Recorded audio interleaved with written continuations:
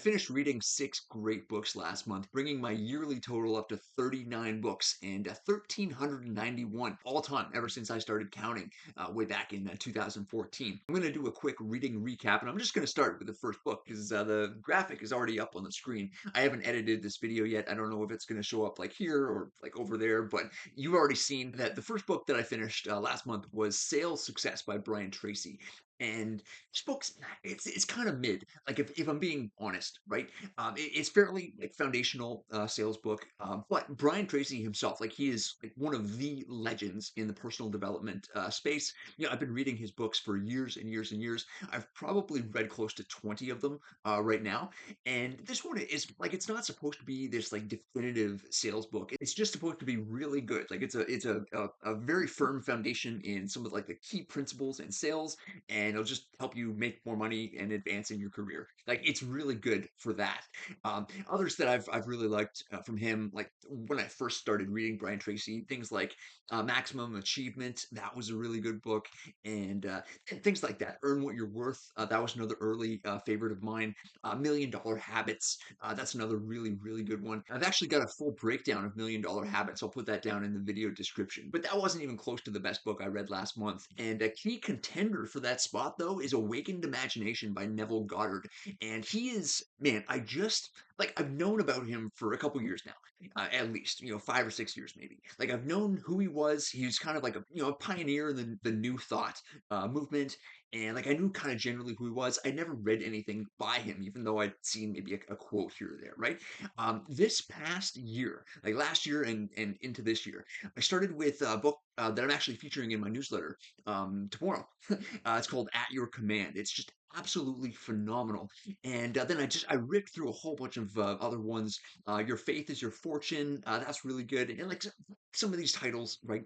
But like just trust me on it. Actually, you know what? Don't just trust me. Read it for yourself. And it's more so like it's about the causative powers of the human mind, right? And it's religious based, but you don't have to believe in any specific religion in order to get a lot out of it. And even though he's more like heavily based in like biblical teachings, this book is like straight up biblical.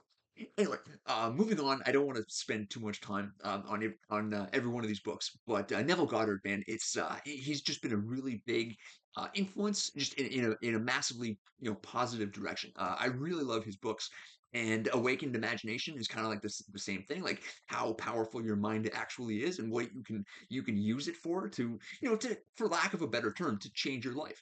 And so yeah, really good, really big supporter of Neville Goddard now, and I'll read a whole bunch of more books by him. Moving on, though, the first physical book I read last month was Start Thinking Rich by Dr. Brad Klontz and Adrian Brambilla. This is a very good beginner personal finance book, and it's kind of like the Brian Tracy book, right? It's basic, it's foundational. These are like almost like basically beginner personal finance tips. I mean, the subtitle is something like 21 Harsh Truths to Take You from Broke to Financial Freedom. So a lot of the target market is, and this makes sense. It's, he's talking to, or they're talking to as many people as possible. And, it's the bottom, right? Like it's appealing to, like people who are closer to broke than the people who are closer to financial freedom. But at the same time, I read this book front to back. I took tons of excellent notes. I got a lot out of it, even though I'm closer to the financial freedom side than the broke side. Right? Not that there's anything, that's all I'm going to say about that. But yeah, no, highly recommend it for like all wealth levels. And it's funny, like the reason why I take notes in the first place, right, is to return to the ideas that have impacted my life the most, or the things that I never want to forget. But at the same time, I've read hundreds of books on money, and I still really like this. Now, this next one, I know I said I wasn't going to talk too much about each book. It's almost like I can't help myself when it comes to talking about books and just recommending my favorites. I get a little carried away, and you know what? I don't make any apologies for that, but I will kind of like hurry this up a little bit. This next one, Dying to Do Letterman, it's it's it was this was a surprise favorite. I'll call it that, from this last month and really this whole year, right? So, brief backstory on this book. It's nonfiction, and there's an associated documentary too with the same title, "Dying to Do Letterman." And so this comedian, Steve Mazon, he was a professional comedian already. He was in his mid 30s. I think he was 34, my age actually. He was 34, and he was diagnosed with this like inoperable liver cancer. He had like a whole bunch of tumors on his liver. He had about 5 years to live, or what have you. And for the longest time, he had this dream of performing comedy on David Letterman, and he just kind of assumed that it could happen someday, and he didn't realize that someday is not a day on the calendar. Like he says in the book, you got Monday, Tuesday, Wednesday, Thursday, Friday, Saturday, Sunday, but no someday. Someday is not on the calendar, right?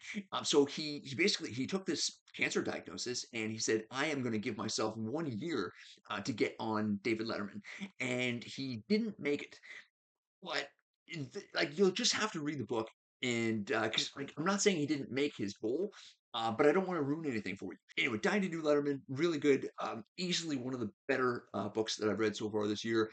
I know I'm talking a lot about these books. I know I said that I wouldn't, but this one was really, really good, and it's a fast read too. It's like a couple hundred pages, but these are not like this is not intellectually heavy labor, and his jokes aren't bad either. So the next book I finished was on my phone. It's called An Introduction to Zen Buddhism by D.T. Suzuki, and you know what? I'm going to save a whole bunch of time on this video, and I will say somewhat accurately that there is nothing that I can say about Zen that is true or not true, and it's an experience that about which nothing can be said. So let's move on. I will say the book was really good, though. He's one of the key figures in Zen, if such a thing is even possible, right? Does he even exist? Who is he? All right, I'll stop myself and move on.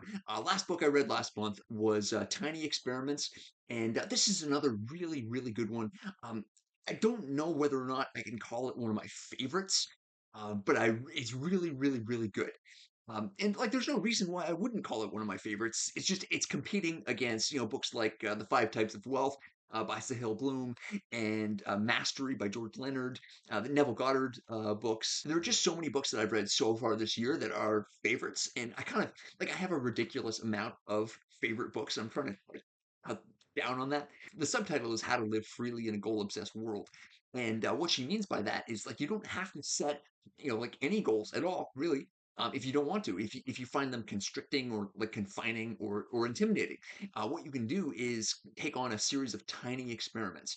And I'm even doing one right now, whereby actually I'm doing a couple right now. One, you're watching my tiny experiment right now. I'm doing daily videos on YouTube. Feel free to come back for more of those if you'd like. I'm also doing like a new workout program, 100 pull-ups, 100 push-ups, and 100 squats every day, or well, 6 days, and then a day off. And I'm reading one book a day in July.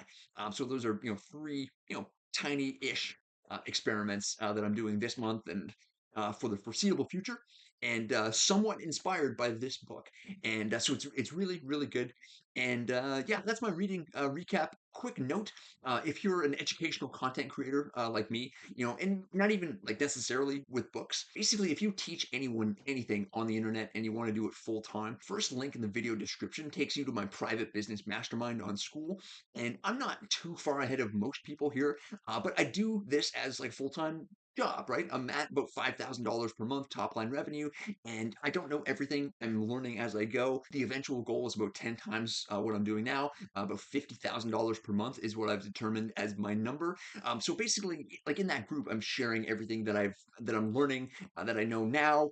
Basically, getting from where I am now to 5K, and how I was able to do that, all the way up to my somewhat larger goal of $50,000 per month. So that's not something that everyone's going to be interested in, but if you are, it's the first link in the description. So thanks for watching this video. You might also like this one right here. It's called 10 Fascinating Books That Will Increase Your Intelligence. And always remember these two things: bookmarks are for quitters, and even if no one else believes in you, I do. I don't waste time, no, I make time. All these people wanna hate, fine, I'ma make mine. While you sitting there complaining, I'll be training. While you sitting there just waiting, I'm creating. Yeah.